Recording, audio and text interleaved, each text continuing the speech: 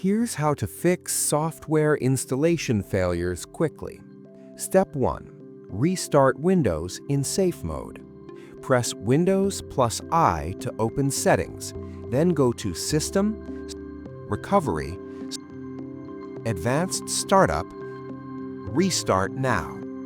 After your PC restarts, select Troubleshoot, Advanced Options, Startup Settings, Restart. Then press 4 for Safe Mode or 5 for Safe Mode with networking.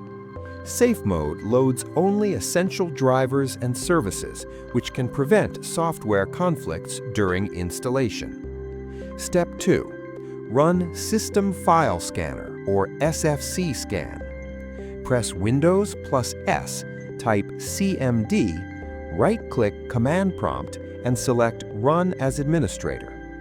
Type SFC/Scan Now and press Enter.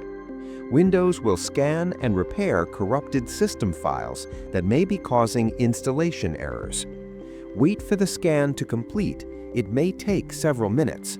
Once finished, a summary of repairs will be displayed. After completing these steps, software installations should complete successfully. Subscribe for more professional Windows fixes.